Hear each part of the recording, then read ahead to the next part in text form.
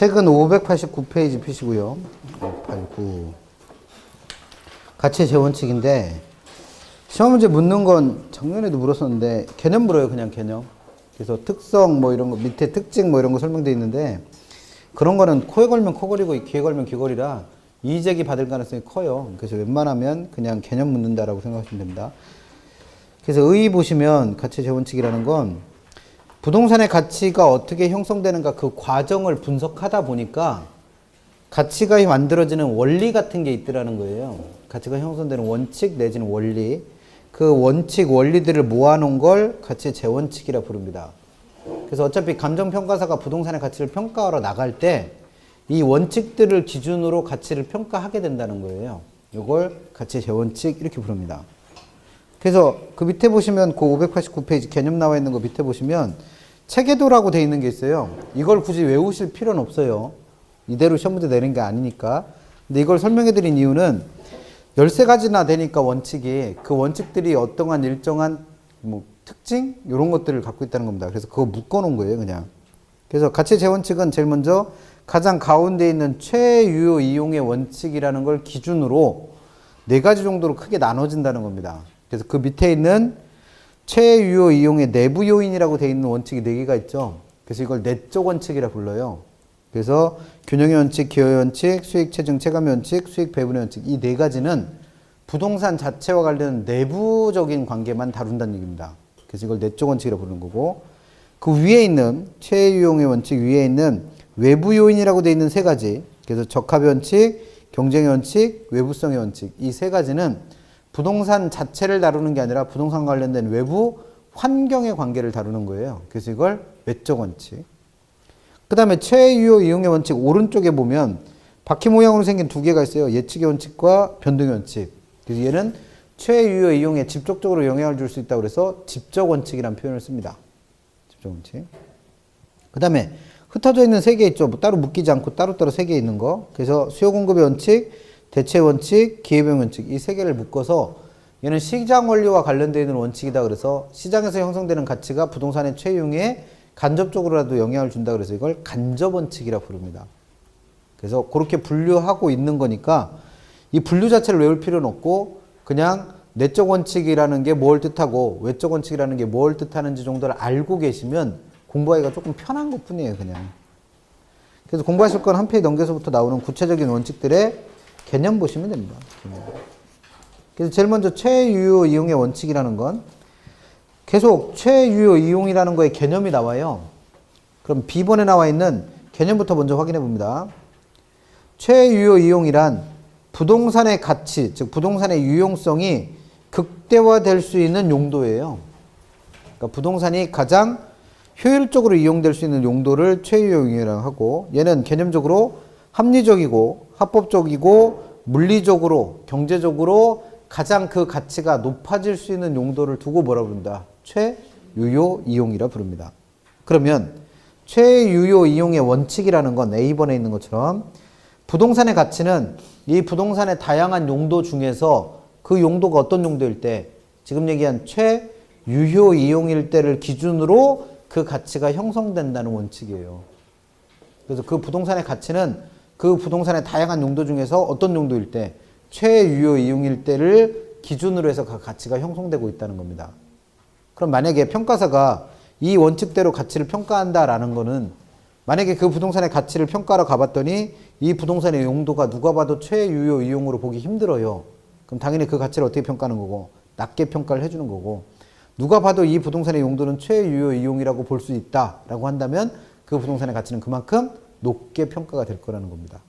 그걸 두고 최유용의 원칙이라고 부르고 그 다음에 그 다음부터 나와 있는 591페이지 동그라미 2번에 있는 수익체증 체감의 원칙하고 한 페이지 넘겨서 3번에 있는 기여의 원칙, 4번에 있는 균형의 원칙, 5번에 있는 수익 배분의 원칙까지를 아까 뭐라고 분류했던 것들 내적 원칙이라고 분류했던 것들입니다. 그럼 이 원칙들은 전부 다 부동산 자체에 대한 얘기만 한다는 거예요. 그 중에서 제일 먼저 보실 건 4번에 있는 균형의 원칙을 먼저 좀 볼게요. 4번에 있는 균형의 원칙을 먼저 좀 보시면 균형의 원칙이라는 거의 의의는 592페이지에 있는 균형의 원칙입니다. 균형의 원칙이라는 거의 의의는 부동산이 최대의 가치를 구현하기 위해서는 그 부동산을 구성하는 구성 요소, 즉 부동산이라는 건 여러 가지 요소가 결합되어 있는 물건인데 그 부동산을 구성하는 구성 요소들이 뭘 할 때, 결합을 할 때 적절하게 뭘 이루어야 된다? 균형을 이루고 있어야 된다는 겁니다. 이걸 두고 균형의 원칙이라 불러요. 그럼 예를 들어서 이 건물도 여러 가지 요소들이 결합해서 이 건물을 구성하고 있는데 이 건물의 규모에 맞춰서 주차장이라고 하는 구성 요소도 적절하게 균형을 이루어야 된다는 거예요. 그래서 예를 들어서 건물은 한 10층쯤 되는 건데 주차장은 딸랑 2개 마련해 놨어. 2면밖에 없어요. 차 2대밖에 못 돼. 그럼 얘는 그 부동산을 구성하는 구성 요소가 균형을 이뤘다고 보기 어렵다는 겁니다. 그럼 평가사가 부동산의 가치를 평가하러 갈 때 주차장이 달랑 2면밖에 없는 부동산이라면 가치를 제대로 평가해 주지 않을 거라는 겁니다. 이걸 무슨 원칙? 균형의 원칙. 그다음 그 바로 위에 있는 3번의 기여의 원칙은 3번에 있는 기여의 원칙은 의의에서 부동산은 이와 같이 여러 가지 구성 요소들이 결합되어 있다고 그랬는데 그 구성 요소가 그 부동산의 전체 가치 또는 그 부동산의 총 수익 획득에 어느 정도 기여하고 있느냐, 이걸 세 글자로 기여도라고 그래요. 기여도. 그래서 이 부동산을 구성하는 구성 요소들의 기여도에 따라서 그 부동산의 가치가 영향을 받고 있다라는 걸 무슨 원칙? 기여의 원칙이라고 부릅니다. 그래서 부동산을 구성하는 구성 요소들의 기여도가 높다면 가치도 어떻게 될 테고 높아질 테고, 그렇지 못하다면 가치도 낮아진다는 거죠. 그 다음 5번에 있는 수익 배분의 원칙을 먼저 좀 보시면, 수익 배분의 원칙이라는 건 거기 나와 있는 토지, 노동, 자본이라는 게 우리가 학교 다닐 때 사회 시간에 배웠던 보다 생산의 3요소예요. 그럼 이 세 가지 생산 요소가 결합을 하면 어떤 물건을 만들어내서 그로부터 뭘 얻는다? 수익을 얻을 거예요. 그럼 그렇게 해서 발생하는 수익들은 다시 그 생산 요소들한테 어떻게 돼야 돼요? 배분돼야 돼요. 그래서 토지에 배분되는 게 지대고, 그 다음에 노동에 배분되는 게 임금이고, 자본에 배분되는 게 이익이 될 거예요. 이자가 될 거예요, 이자. 그럼 이 세 가지 생산 요소를 투입해서 발생하는 수익을 배분할 때 어디에 배분되는? 토지에 배분되는, 즉 부동산에 배분되는 부분이 어떨수록 많을수록 그 부동산의 가치도 어떻게 될 거다? 높아질 거다라는 걸 수익 배분의 원칙이라고 부릅니다. 즉 부동산의 가치는 투입된 생산 요소 중에 어디에? 토지에 배분되는 수익에 의해서 그 가치가 어떻게 될 수 있다? 결정될 수 있다는 겁니다. 그걸 무슨 원칙? 수익 배분의 원칙. 그 다음에 아까 한 페이지 앞에 있었던 네 번째 원칙, 수익 체증 체감의 원칙이라는 건 591페이지 2번에 나와 있는 수익 체증 체감의 원칙이라는 건 의의에서 부동산에 대한 단위 투자액을 계속적으로 증가시킨다. 그럼 이게 무슨 얘기냐면 지난주에 우리 집약도라는 걸 배웠어요. 집약도. 그럼 집약도라는 건 토지라고 하는 생산 요소에 대한 노동과 자본이 결합된 비율을 집약도라고 그랬습니다. 그러면 이 부동산을 뭐라고 이해하시면 되고, 토지, 그 다음에 거기에 대한 단위 투자액이 늘어난다는 건 그 생산 요소를 늘릴 수 있는 건 누구밖에 없으니까, 노동과 자본밖에 없으니까 단위 투자액이 계속 증가한다는 건 뭐로 이해하시면 돼요? 집약도가 높아진다라고 이해를 하시면 돼요. 왜냐하면 생산 요소 중에서 그 양을 늘릴 수 있는 건 누구랑 누구밖에 없으니까, 노동과 자본밖에 없으니까. 그러면 노동과 자본에 대한 투입량이 많아지면 많아질수록 처음에는 수익이 어떻게 된다는 거예요? 일정 수준까지는 늘어난다는 거예요. 늘어난다. 그걸 수익이 체증한다고 표현합니다. 근데 그 수익은 계속 늘어나는 게 아니라 어떤 점이 되면, 집약 한계점이 되면 내 이윤이 극대화된다고 그랬으니까 집약 한계점에서 수익은 최대가 되고 그 집약 한계를 넘어서면 그 다음부터는 수익이 어떻게 된다고 그랬어요? 감소한다고 그랬어요. 감소. 이걸 수익 체감한다고 합니다.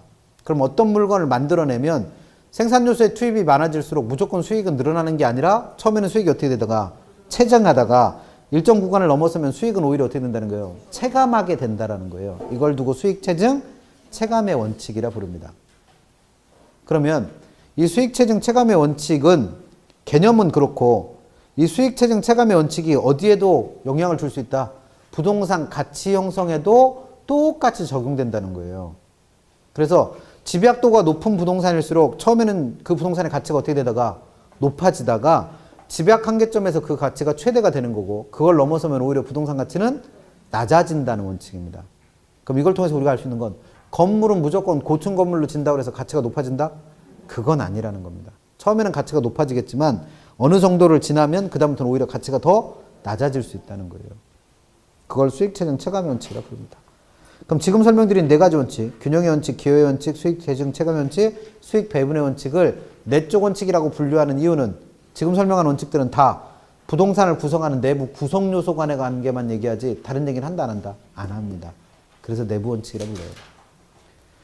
592페이지 06번부터 나와 있는 적합의 원칙은, 적합의 원칙, 그 다음에 7번에 있는 외부성의 원칙, 8번에 있는 경쟁의 원칙은 아까 우리가 뭐라 불렀던 거? 외적 원칙이라 불렀던 거예요. 외적 원칙. 그럼 얘는 외적 원칙이라고 부르는 이유가 부동산 자체에 대한 얘기는 한마디도 안 한다는 거예요. 다 뭐에 대한 얘기만 한다? 그 부동산을 둘러싼 환경에 대한 얘기만 한다는 거예요. 첫 번째는 적합의 원칙은 그 부동산의 가치가 최고로 높아지려면 그 밑에 줄, 맨 밑에 줄에 있는 것처럼 주변에 있는 토지 이용과 잘 어떻게 된다? 어울려야 된다는 거예요. 즉, 이 부동산이 주변 환경과 뭐 할 때, 결합을 할 때 적절하게 균형을 이루고 있어야 된다는 겁니다. 그걸 적합의 원칙이라고 불러요. 그래서 그 옆에 특징이라고 되어 있는 거에서 A번 보시면 593페이지 특징이라고 되어 있는 거에 A번을 보시면 뭔가가 결합할 때 균형을 이루어야 된다는 건 원칙이 두 가지 있었죠. 내부 구성 요소 간의 결합에서 균형을 다룬다면 무슨 원칙? 내적 원칙인 균형의 원칙이라 불렀고, 외부 환경과의 결합에서 균형을 이루어야 된다고 얘기하면 적합의 원칙이라고 구분할 줄 아셔야 돼요. 그래서 가장 많이 나왔던 문제, 그 가치의 재원칙과 관련해서 제일 많이 나왔던 문제는 이 균형의 원칙과 적합의 원칙의 구별 얘기입니다. 그 다음에 7번에 있는 외부성의 원칙은 이 외부성을 외부 효과라고 바꿔 쓰면 돼요. 외부성과 동의어가 외부 효과니까. 그럼 우리가 외부 효과, 정책론에서 배웠던 외부 효과 배울 때처럼 부동산은 주변에 있는 다른 부동산으로부터 끊임없이 뭘 받는다? 외부 효과를 받아요. 그럼 그때 받는 외부 효과의 종류는 두 가지였죠. 나한테 공원이 생겨서 나한테 유리한 이익을 주는 정의외부 효과, 공장이 생겨서 나한테 불리한 피해를 주는 부외부 효과. 그러면 부동산은 그 주변에 있는 다른 부동산으로부터의 뭐에 의해서? 외부 효과에 의해서도 가치가 결정된다는 원칙입니다. 이걸 무슨 원칙? 외부성의 원칙. 당연하게도 공원이 있으면 정의외부가를 받으니까 가치는 어떻게 될 테고? 높아질 테고, 옆에 공장이 있으면 부외부가에 의해서 가치는 낮아지겠죠. 8번에 있는 경쟁의 원칙은 이름 그대로예요. 부동산의 가치도 주변에 있는 다른 부동산과의 경쟁 관계에 의해서 결정된다는 원칙입니다. 그럼 그 얘기는 주변에 다른 경쟁할 부동산들이 많아요. 그럼 내가 챙겨갈 이익이 그만큼 줄어들겠죠. 그럼 가치도 어떻게 될 테고? 낮아질 테고. 주변에 경쟁할 다른 부동산들이 없어요. 그럼 부동산의 가치는 그만큼 높아질 수 있다는 겁니다. 그걸 경쟁의 원칙이라고 불러요. 그래서 지금 설명한 이 세 가지 원칙들은 전부 다 외부 환경과의 관계를 다룬다고 해서 외적 원칙이라고 표현한다는 거죠. 한 페이지 넘겨서 9번에 있는 변동의 원칙과 10번에 있는 예측의 원칙은 최유효 이용에 직접적으로 영향을 줄 수 있다고 해서 집적 원칙이라 불렀던 것들이죠. 그럼 첫 번째 있는 변동의 원칙은 부동산의 가치는 가치 형성 요인에 의해서 결정이 된다고 그랬는데, 이 가치 형성 요인은 고정되어 있는 게 아니라 계속 어떻게 되겠다? 변할 거라는 거예요. 부동산에 속해 있는 지역적 특성도 계속 변할 테고, 그 부동산 자체가 가지고 있는 개별적인 특성도 계속 변할 거예요. 그럼 가치 형성 요인이 변하면 그에 따라 부동산의 가치도 끊임없이 어떻게 한다? 변한다라는 걸 변동의 원칙이라고 부릅니다. 그래서 부동산의 최유효 이용은 고정되어 있는 게 아니라 계속 어떻게 되겠어요? 변하겠죠, 뭘. 그걸 변동의 원칙이라고 부르는 거고. 10번에 있는 예측의 원칙은 아까 부동산의 가치를 우리는 뭐라고 정했다? 장래 이익을 언제 가치로? 현재 가치로 환원한 값. 그럼 부동산의 가치를 결정하는 건 과거나 현재 상태가 아니라 뭐라는 거예요? 미래 이익을 가지고 가치를 평가하게 된다는 거예요.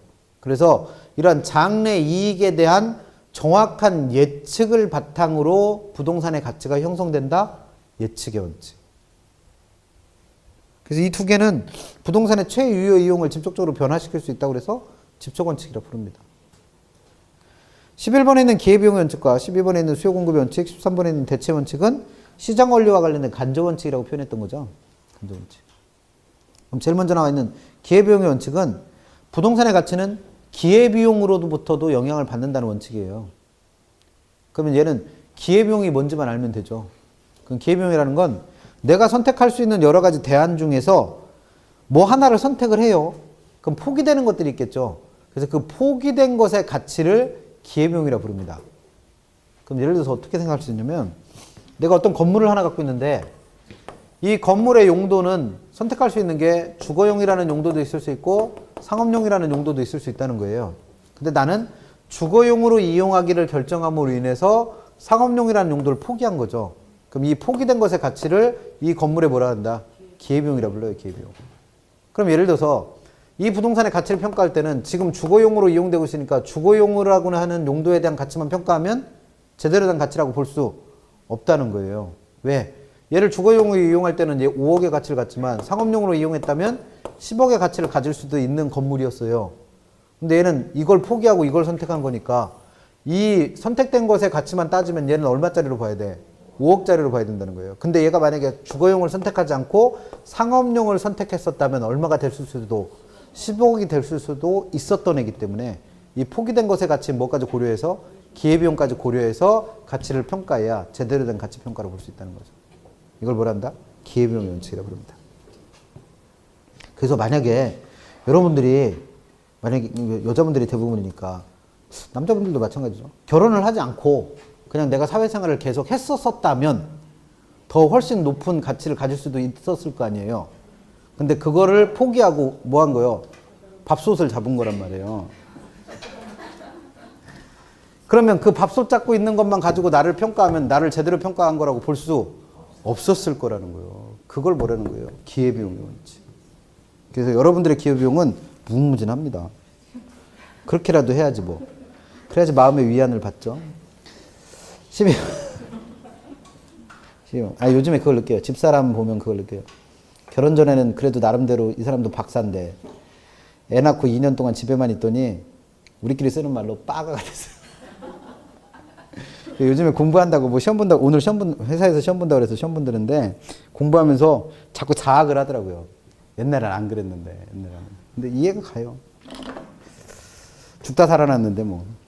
12번 보겠습니다. 수요 공급의 원칙. 애 낳느라고 죽다 살아났는데 뭐 머리가 제대로 돼 있겠어요. 수요 공급의 원칙입니다. 얘는 이름 그대로예요. 부동산의 가치는 시장에서 결정되는 수요 공급에 의해서 영향을 받는다. 그럼 예를 들어서 수요 공급 중에 수요가 갑자기 늘어나고 있어요. 그럼 초과 수요가 발생할 테니까 부동산의 가격도 올라가겠죠. 그럼 부동산 가격이 막 올라가고 있는데 평가사는 그걸 무시하고 가치를 낮게 평가해 줬어.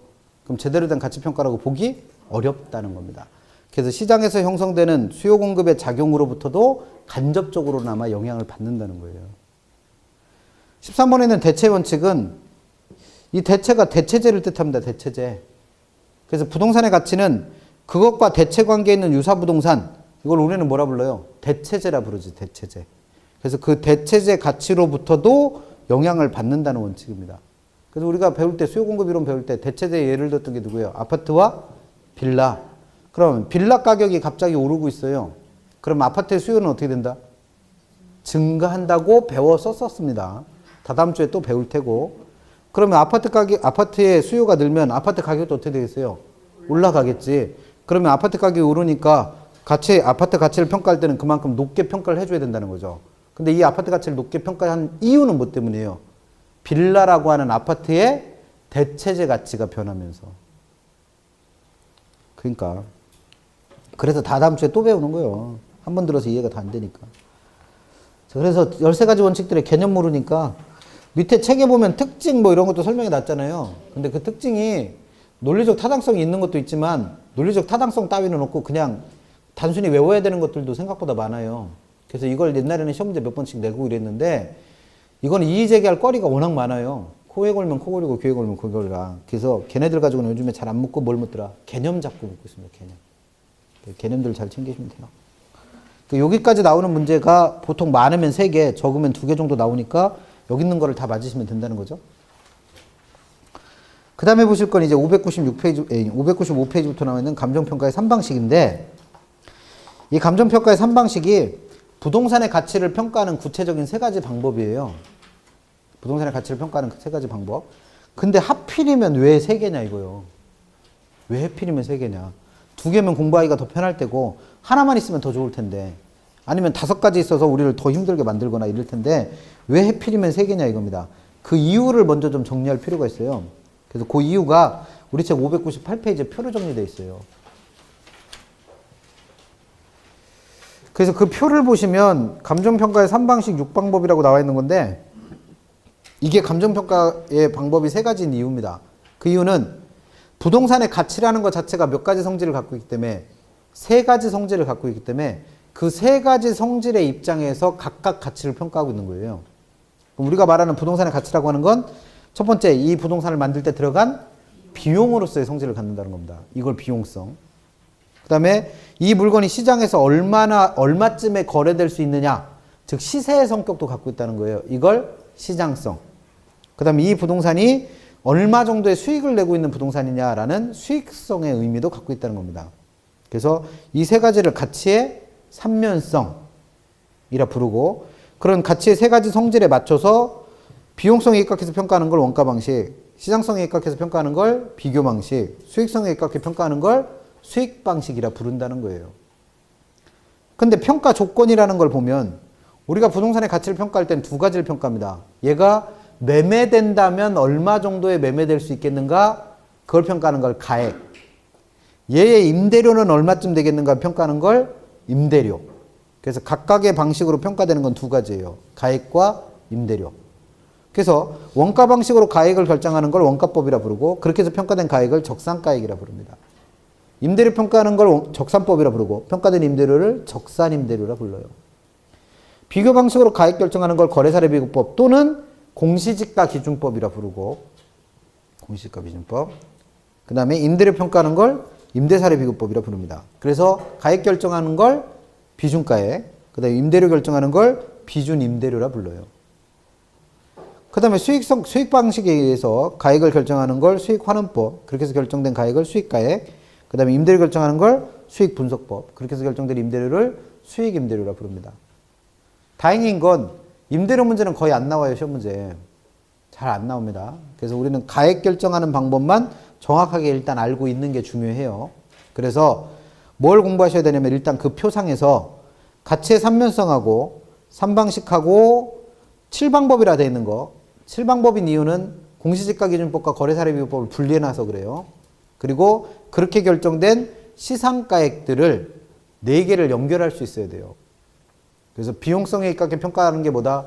원가 방식이다. 그래서 가액을 결정하는 걸 원가법이라 부른다. 그렇게 해서 평가된 가액을 적산가액이라 부른다. 이 4개는 엮어서 이해할 수 있어야 된다는 겁니다. 그래서 가장 단순하게 됐던 건 지금 그 만들어진 표에서 가로넣기 냈었어요. 가로넣기. 근데 그 가로넣기 나오는 거는 별개로 적어도 그 4가지는 연결할 수 있어야 책을 읽더라도 읽어요. 그래서 원가법 그러면 내가 무슨 방식으로 가치를 평가하고 있는 거 정도는 알아야죠. 그래서 그렇게 공부하시고, 그 중에서 오늘은 그 3가지 방식으로 가액을 결정하는 방법 중에 비교 방식으로 가액을 결정하는 누구 하나 배운다? 거래사례 비교법 하나 배우고 갈 거예요. 왜? 걔가 제일 쉬워서. 그래서 우리 책으로는 619페이지 가시면, 619페이지를 가시면 거래사례 비교법이라는 게 나옵니다.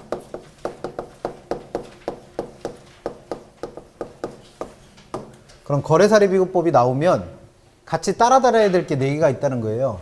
거래사례 비교법은 가치 삼면성 중에 뭐에 입각해서? 시장성에 입각해서 비교 방식으로 뭘 결정하는 거다? 비중가액이라는 걸 계산하는 거다. 이거는 같이 알고 가자는 거죠. 그러면 이 거래사례 비교법이라는 게 아까 감정평가에 관한 규칙이라는 건 감정평가를 하는 구체적인 방법을 규정해 놓은 거라고 그랬으니까 법에 거래사례 비교법의 개념이 나와 있어요. 한번 읽어볼게요. 법에 나와 있는 거. 법을 읽어봅니다. 법. 2조 7호에 보면, 감정평가 규칙 제2조 7호에 보면 거래사례 비교법이란 대상 물건, 이 대상 물건을 내가 가치를 평가할 물건이에요.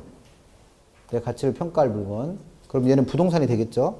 그래서 이 대상 물건과 가치 형성 요인이 같거나 비슷한 물건의 거래 사례. 그럼 이 거래 사례라는 건 내가 가치를 평가하는 대상 물건과 같거나 비슷한 것 중에서 실제로 거래됐었던 애예요. 실제로 거래됐었던 애. 그럼 거래사례 비교법은 부동산에 몇 개 등장한다? 2개 등장합니다. 2개. 내가 가치를 평가할 누구하고 대상 물건하고 그 대상 물건과 가치 형성 요인이 같거나 비슷한 것 중에 실제로 거래됐었던 거래 사례라고 하는 두 가지 부동산이 등장하는 거예요. 그럼 그 두 가지 부동산을 서로 뭐 한다? 비교합니다. 비교. 그래서 내가 가치를 평가하는 건 어차피 누구니까? 대상 물건이니까 그 대상 물건의 현황에 맞게 거래 사례를 뜯어 고치는 겁니다. 그래서 그 뜯어 고치는 작업을 사정 보정, 시점 수정, 가치 형성 요인의 비교라고 불러요. 그래서 그런 과정을 통해서 대상 물건의 가액을 결정하는 걸 뭐란다? 거래 사례 비교법이라고 규정합니다. 그래서 요즘에 나오는 문제의 뭐 트렌드, 문제 출제하는 방법 중에 하나가 감정평가 규칙이나 또는 부동산 가격공시 및 감정평가에 관한 법률에 보면 거기서 쓰이는 용어들을 쭉 나열해 놓은 조문이 있어요. 그래서 그 용어를 물어보는 문제가 꽤 많이 나와요. 그러니까 법조문에 나와 있는 용어 규정되어 있는 걸 5개 뽑아서 예를 들면 대상 물건과 가치 형성 요인이 같거나 비슷한 물건의 거래 사례와 비교해 대상 물건의 현황에 맞게 사정 보정, 시점 수정, 가치 형성 요인 비교 등의 과정을 거쳐 대상 물건의 가액을 산정하는 평가 방법을 원가법이라 부른다. 이렇게 시험 문제 낸단 말이에요.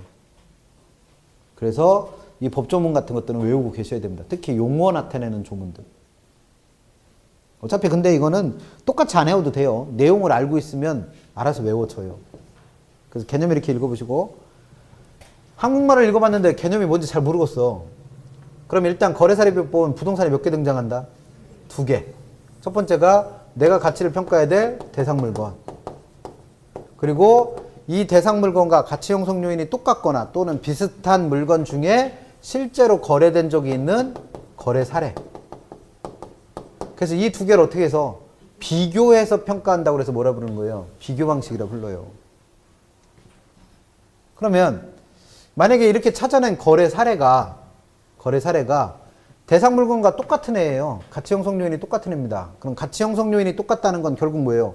생긴 것도 어떻게 생겼고 똑같이 생겼고 지역적 특성도 어떻다? 같다는 얘기예요. 그럼 지역적 특성이 같다는 얘기는 이 2개는 같은 지역에 있는 부동산이라는 얘기입니다. 그럼 쉽게 말하면 같은 동네에 있는 똑같이 생긴 부동산이 어제 10억에 거래됐어요. 그것도 극히 정상적으로 거래된 게 10억입니다.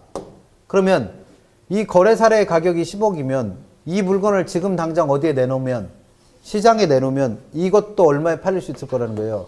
10억에 팔릴 수 있다는 거예요. 그래서 이 부동산의 가치를 평가하는 방법을 뭐라 그래요? 거래사례 비교법이라 불러요. 그럼 거래사례 비교법에서 제일 먼저 하셔야 될 일은 누구만 잘 찾으면 되겠네. 거래 사례 자료만 잘 찾으면 돼요. 그리고 그 중에서 어떤 애로 똑같은 애로 선택을 하면 됩니다. 그래서 똑같은 게 실제로 있으면 그 물건의 가액이 그 대상 부동산의 가액이 되니까. 그래서 우리 책 한 페이지 넘겨서 620페이지 동그라미 2번에 거래사례 비교법에서 제일 먼저 할 일은 뭐다? 거래 사례 자료를 잘 수집하고 그 중에서 이왕이면 어떤 애로 완전히 똑같은 애로 선택을 하는 게 중요하다는 거예요. 그래서 그 거래 사례 자료를 선택하는 기준들이 나와 있죠.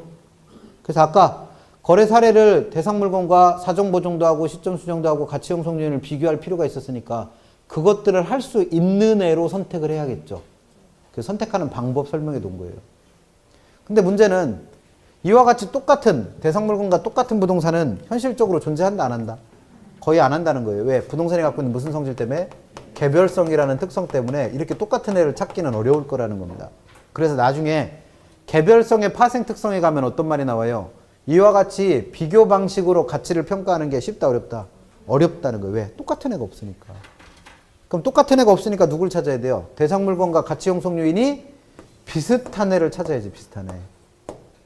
그래서 비슷한 거래 사례를 또 하나 찾아봤더니 이 비슷한 거래 사례는 대상 물건과 비슷하기만 하니까 가치 형성 요인이 똑같지 않다는 거죠. 그리고 얘는 다른 지역에 있는 부동산이에요. 그럼 지역 요인도 똑같지는 않을 거라는 겁니다.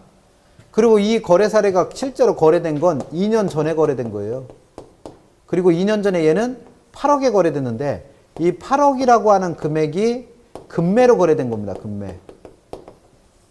그러면 이 거래 사례 가격인 8억을 아까처럼 이 부동산의 감정평가액이다, 즉 비중가액이다라고 말할 수가 없을 거라는 겁니다. 그럼 어떻게 하는 게 필요하다는 거예요? 이 거래 사례를 대상 물건의 현황에 맞게 고쳐놓을 필요가 있다는 거죠. 그래서 그 대상 물건의 현황에 맞게 고치는 작업을 거래 사례 자료에 보정 또는 우리 책에 있는 표현이라면 정상화라고 불러요. 그래서 거래사례비교법에서 공부하실 두 번째 내용은 622페이지에 나와 있는 동그라미 3번 거래 사례 자료의 정상화 또는 보정입니다. 그럼 그 정상화시킬 보정 작업을 해야 될 종류가 아까 법조문 읽으면서 봤지만 몇 개 있어요? 4개 있어요. 4개. 첫 번째 사정보정이라는 것도 해야 된다는 거고, 두 번째 시점 수정이라는 것도 해야 된다는 거고, 법에서는 가치 형성 요인을 비교한다고 그랬는데 가치 형성 요인에는 종류가 3가지 있었죠? 일반 요인, 지역 요인, 개별 요인. 근데 그 중에서 일반 요인은 분석한다 안 한다? 안 한다고 그랬어요. 우리가 의미를 갖는 가치 형성 요인은 2가지, 지역 요인과 개별 요인. 그러면 서로 다른 지역 요인을 뭐 해볼 필요가 있고 비교해 볼 필요가 있고 또 서로 다른 뭐를 개별 요인을 비교할 필요가 있는 거죠. 그래서 내용을 알면 개념은 당연히 따라와요. 그럼 공부하실 거 첫 번째는 처음 들어본 말들이 다 개념 알아야죠. 뭘. 개념. 얘는 개념이 한숨 쉬실 거 없죠. 뭐 여러분들이 공부 시작하신 걸 어떻게 하겠어요. 그래서 뭐라 그래. 이 부분은 이해되시면 하고 아니면 어떻게 하면 돼. 아니면 그냥 수업만 듣고 공부를 하지 마세요. 공부한다고 해서 맞출 것 같지는 않으니까. 그래서 지역요인 비교는 이름 그대로 나와 있어요. 가치 형성 요인 중에서 뭐가 지역 요인이 똑같지 않을 때 비교하는 거. 가치 형성 요인 중에서 개별 요인이 똑같지 않을 때 비교하는 거. 그래서 개념은 나와 있으니까 개념들 일단 공부하시고 두 번째 공부하실 건 이걸 생략할 수 있는 경우 공부하시면 됩니다. 그래서 개념하고 얘네들을 뭐 할 때 생략해야 할 때 공부하시면 돼요.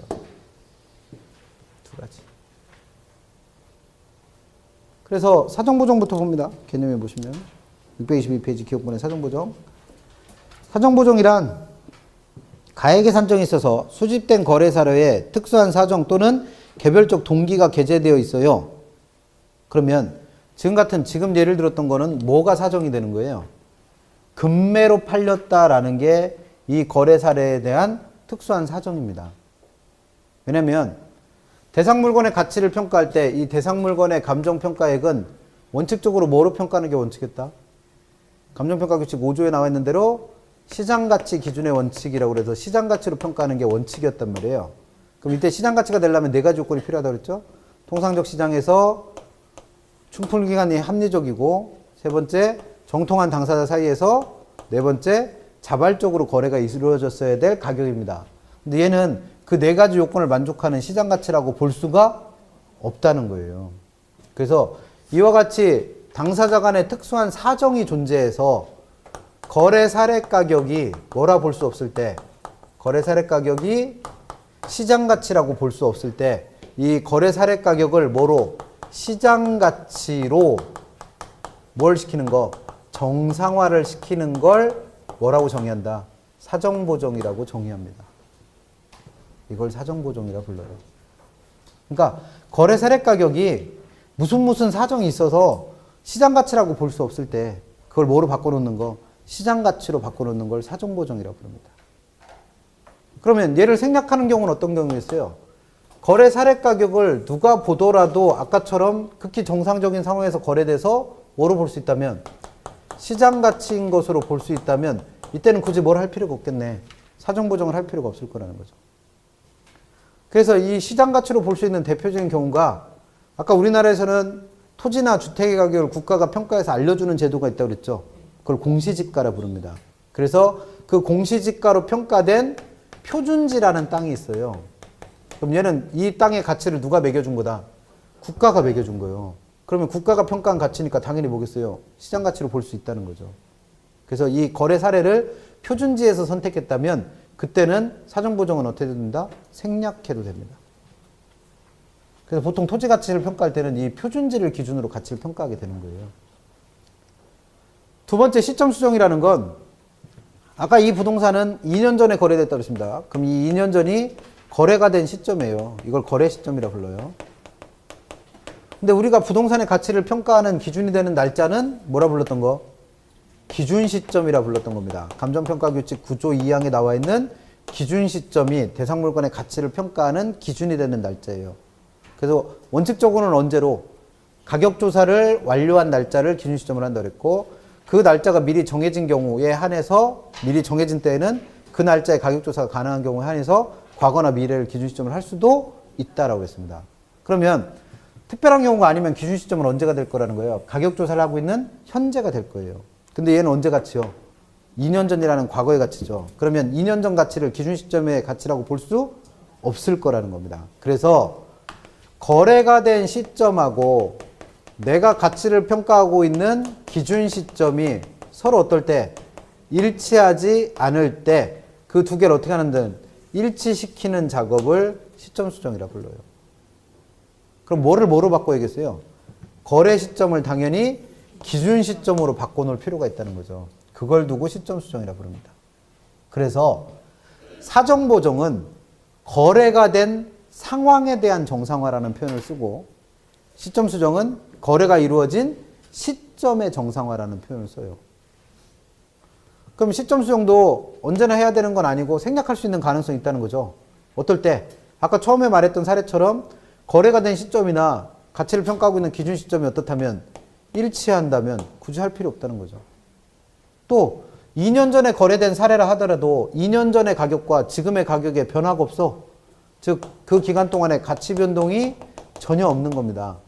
그렇다면 이때도 뭘 생략할 수 있겠네? 시점 수정은 생략할 수 있을 거라는 거죠. 세 번째, 지역 요인 비교는 개념이 나와 있어요. 두 부동산이 서로 다른 지역에 있는 부동산이라서 지역 요인이 똑같지 않을 때 그 두 개를 비교하는 걸 지역 요인 비교라 부릅니다. 그러면 개념은 이름에 나와 있으니까 생략해도 되는 경우만 알면 되죠.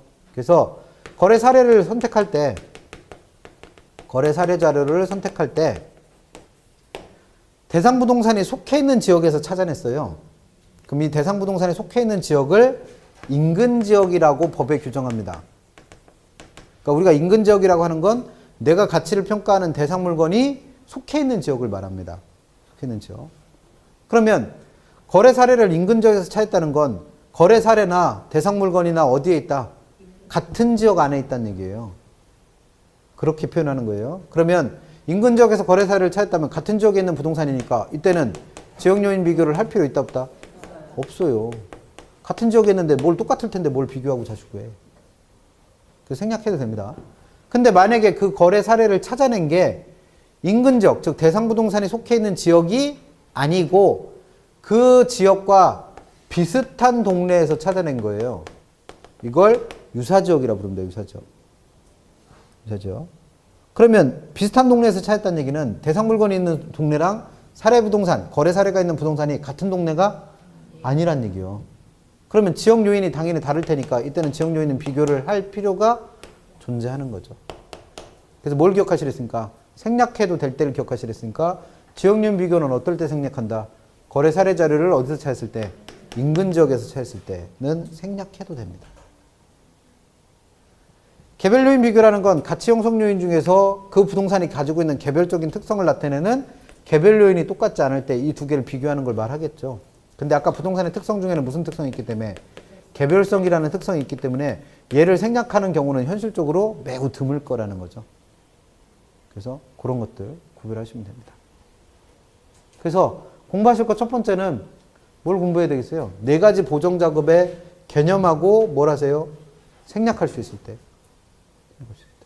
그럼 감정평가사가 아까 가치 형성 요인들을 분석하는 뭘 하면서 지역 분석이나 개별 분석을 하면서 이와 같은 작업을 한다는 거예요. 그래서 이런 작업을 하면서 보정치라는 걸 계산합니다. 즉 사정 보정을 하고 나면 뭐를 계산하고 사정 보정치라는 걸 계산하고 시점 수정을 하고 나면 시점 수정치라는 걸 계산하고 지역 요인이나 개별 요인 비교를 하고 나면 그에 대한 비교치들을 계산을 해요. 그렇게 해서 계산된 그 보정치들을 다 곱합니다. 어디에다가? 거래가 됐었던 사례 가격에다가. 그럼 요 작업이 각각의 보정치를 곱해서 거래 사례 가격에다 곱하는 게 뭐예요? 대상 물건의 현황에 맞게 그 부동산의 가치를 조정한 작업이에요. 그러면 그 조정된 가격이 뭐가 되는 거예요? 대상 부동산의 비중가액이 되는 거죠. 그러면 내용을 물어보는 거와는 별개로 뭘 물어볼 수 있을 테니까 거래사례 비교법으로 대상 물건에 뭘 구하세요? 비중가액을 구하세요 라는 문제가 나오겠죠. 그러면 그 비중가액을 구하는 식은 어떻게 만들어내시면 돼? 지금 써드린 대로 일단 뭘 찾아내고 거래가 됐었던 거래 사례가액을 거래 사례 가격을 계산해내고 거기다 뭘 곱해라? 이 네 가지 방법으로 구한 보정치를 곱하면 돼요. 그래서 이 보정치들은 생략할 수 있는 경우가 있기 때문에 네 가지 보정치를 다 곱하는 경우도 있을 테고 그 중에 생략되는 것들은 빼고 계산할 수도 있겠죠. 그럼 실제 시험 문제에서는 당연히 뭐는 주어질 테니까 지금처럼 8억이라고 하는 거래 사례 가격은 주어질 테니까 뭐만 구할 줄 아시면 되겠네. 보정치만 구할 수 있으면 되죠. 그래서 거래사례 비교법으로 비중가액을 구한다는 건 결국 뭘 구하는 거에 대한 얘기다. 보정치를 계산하는 방법에 대한 얘기입니다. 보정치를 계산하는. 그래서 우리 책은 그 보정치를 구하는 방법이 사정보정치 구하는 방법과 시점수정치 구하는 방법과 지역요인 비교나 개별요인 비교치 구하는 방법이 다 다른 것처럼 설명해 놨어요. 근데 방법이 다 똑같아요. 다 똑같습니다. 그래서 지수법이라는 걸 이용해서 보정치를 실제로 계산을 해요. 지수법. 그럼 지수법이라는 건 지수라고 하는, 지수는 어떻게 표시되는 거예요? 100분의 100. 이렇게 표시되는 지수라는 걸 이용해서 누가 누구를 비교하는 거다? 대상 물건과 거래 사례를 비교하는 겁니다. 그럼 비교를 할 때 분수의 형태, 지수의 형태로 표시된다는 얘기는 거래 사례와 누굴 비교할 때? 대상 물건을 비교할 때 거래 사례에 대해서도 뭘 매겨서? 지수를 매겨서 점수로 표시하고 대상 물건도 점수로 표시해서 지수값을 표시한다는 얘기예요.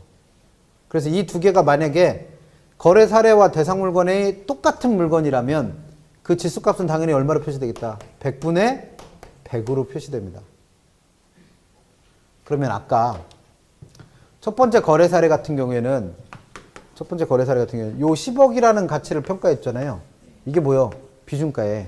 그럼 얘가 10억이 될 수 있었던 이유는 요게 뭐예요? 거래 사례 가격이죠. 거래 사례 가격. 그럼 거기서 거래 사례 가격에다가 네 가지 보정치를 곱한 거예요. 그럼 보정치를 곱할 때 사정직 보정치는 계산해 보나 마나 두 개가 똑같이 생겼으니까 얼마? 똑같을 때는 얼마라고 했으니까 100분의 100 곱하기 시점 수정치도 계산 하나 마나 똑같으니까 100분의 100 지역요인 비교치나 개별요인 비교치도 똑같으니까 100분의 100이 되겠죠. 그럼 이 100분의 100들을 곱한다는 얘기는 다 얼마가 된다는 얘기니까 1이 된다는 얘기니까 10억이라고 하는 거래 사례 가격에다 보정치 1들을 곱한 거니까 얘도 당연히 얼마가 되겠어요? 비중가액은 10억이 되는 거죠. 근데 문제는 이 두 개가 어떨 때? 똑같지 않을 때. 그럼 똑같지 않은 이유는, 즉 똑같지 않으면 이 점수를 고치면 될 거예요. 근데 이 점수를 고쳐야 되는 이유는 거래 사례가 됐든 대상 물건이 됐든 둘 중에 누군가가 다른 애보다 잘나거나 못나서 고쳐야 되는 거예요. 이 지수값들이. 그래서 그 점수를 고쳐야 될 잘나거나 못날 애를 점수를 고치는 대상이다 그래서 보정 대상이라 표현합니다. 그럼 이 보정 대상이라는 애는 100점이라고 하는 원래 점수에서 그 점수값만큼을 어떻게 하나 더하거나 빼주는 대상이 됩니다. 근데 이 보정 대상이 어떤 애인지를 알아내야 될 거 아니에요. 그래서 문제에서는 이 보정 대상은 어떻게 확인할 수 있냐면 그 뒤에 나오는 말이 은이나 또는 는 또는 이나 가 이렇게 주어를 나타내는 말 앞에 있으면 이게 100% 점수를 고쳐야 될 보정 대상이 됩니다. 근데 부동산이 또 하나 있다고 그랬잖아요. 누구? 얘랑 비교해야 될 비교 대상. 이 보정 대상은 얘가 될 수도 있고 얘가 될 수도 있어요. 이게 중요한 게 아니에요. 보정 대상은 둘 중에 아무나 될 수 있으니까 이 보정 대상과 뭘 할 애가 필요하다. 비교해야 될 애가 또 하나 필요해요. 그래서 이걸 비교 대상이라 부르고 이 비교 대상은 얘와 비교해야 되니까 원래 점수는 얼마로? 100점으로 그냥 점수를 냅두는 애예요. 그럼 이 비교 대상이 어디 있는지는 어떻게 확인해라? 그 뒤에 나오는 말이 뭐뭐보다 또는 뭐뭐에 비해 이런 표현이 나오는 말 앞에 있으면 얘는 100%보다 비교 대상이 되는 애입니다. 그러면 이 보정 대상과 비교 대상을 찾아서 보정 대상은 점수를 고치라고 그랬고 비교 대상은 그냥 100점으로 냅두라고 그랬는데 보정 대상의 점수를 고칠 때는 그 점수를 더하는 경우도 있고 그 점수를 빼는 경우도 있다는 거예요. 그럼 더하는 경우는 어떤 거예요? 이 비교 대상보다 얘가 더 잘나서. 그럼 그 잘난 이유가 고가로 거래돼서 그래요. 또는 여러 가지 상황이 우월해서 그렇습니다. 또는 우세해서 그래. 반대로 점수를 빼야 되는 경우는 이 보정 대상에 해당하는 애가 얘보다 못나서 그래요. 왜? 저가로 거래돼서. 또는 상황이 열악해서. 또는 열세이기 때문에 그런 겁니다. 그래서 시험 문제는 항상 이런 표현으로 나오니까 이 표현 안에서 뭐와 뭐를 찾아내갖고 은는이가 앞에 있는 보정 대상을 찾아내서 그 점수를 더할지 뺄지만 결정하면 됩니다. 백날 말로 설명해야 이해 안 돼요. 이거는 실제로 값을 구해봐야 돼. 그래서 우리 책 623페이지 보시면 내용은 사정보정의 내용 밑에다가 써놓고 지금 설명드린 보정치 구하는 방법을 동시에 써놨습니다. 그래서 623페이지 보시면 사례라고 되어 있는 거에서 2번 거 보세요. 623페이지 사례라고 되어 있는 거에서 2번 보시면 사례 토지 가에다 동그라미 치시고 대상 토지 보다에다 동그라미 칩니다. 지역적으로 10% 우세일 경우 우세에다 동그라미 쳐요. 그럼 그 동그라미 친 말이 지금 요 틀 안에 딱 들어온다는 거죠. 누구누구 누구누구 보다, 우세하다 이렇게 돼 있으니까 요 틀 안에 들어온다는 거예요. 그럼 얘는 지금 뭘 계산하라는 거예요? 지역적으로 우세하다는 걸 설명하고 있으니까 지역요인 비교를 하라는 얘기고 그에 따라 뭘 구해라? 지역요인 비교 7을 구하라는 겁니다. 그럼 지역요인 비교치는 기본적으로 몇 점? 100분의 100. 기본값이 100분의 100이랬으니까. 그럼 이 100분의 100에서 누구를 찾아라? 은는이가 앞에 있는 보정대상을 찾으라는 거예요. 그래서 동그라미 친 거죠. 그럼 은는이가 앞에 있는 보정대상이 여기서는 누구요? 사례토지요. 사례토지. 그럼 사례토지는 위에 있어요? 밑에 있어요? 여기 있잖아요. 이게 사례토지는 사례부동산의 밑에다가 위에는 대상부동산의 점수를 걷으니까 사례토지가 밑에 있는 거니까 밑에 점수를 어떻게 하면 돼요? 밑에 점수를 더하거나 빼주면 돼. 얘가 보정대상이니까. 그리고 누구는 대상 물건은 보다라는 말 앞에 있으니까 대상 토지는 보다라는 말 앞에 있으니까 얘는 비교 대상이잖아요. 그럼 비교 대상은 점수 그냥 얼마로 냅두라는 거예요? 100점으로 냅둬요. 냅둬. 그래 놓고 이 점수 밑에 있는 사례 토지의 점수를 고치는데 10% 어떻대요? 우세해야 돼. 우세. 그럼 우세일 경우는 어떻게 그랬어? 더하라고 그랬어요. 얼마를? 10점을. 그럼 얘는 얼마 나와?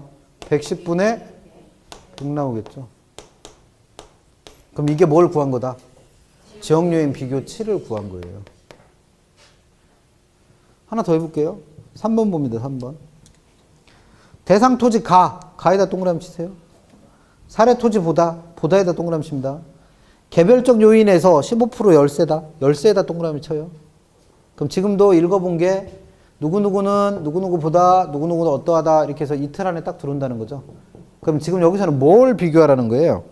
개별적 요인에서 열세한 거니까 개별 요인 비교치를 계산하라는 거죠. 그럼 개별 요인 비교치도 기본적으로는 얼마? 100분의 100. 그리고 누굴 찾는다? 은는이가 앞에 있는 보정대상 찾으라는 거죠. 그럼 여기서 누구?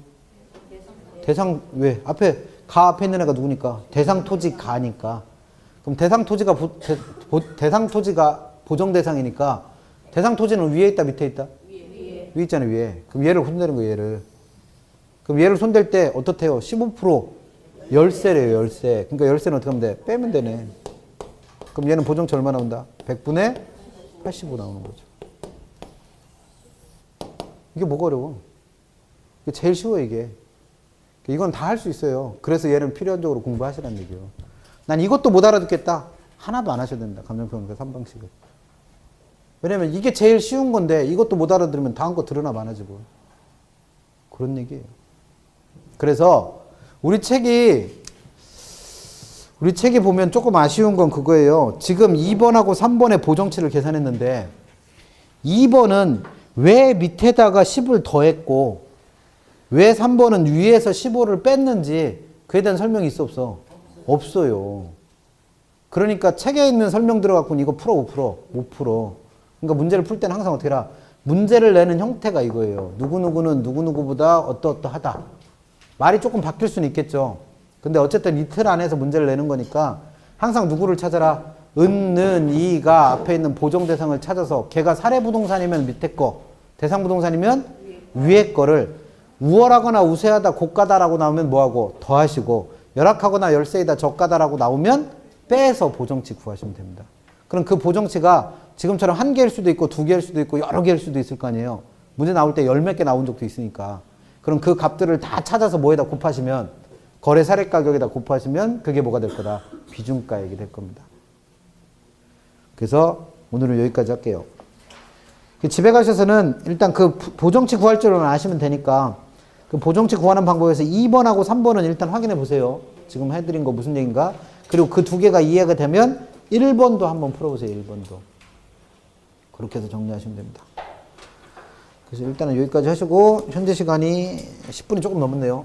화장실 다녀오실 분들 다녀오시고 15분부터 문제 풀어볼게요. 그래서 20분까지 문제 25분까지 풀어보시고 25분부터 문제 해설할게요.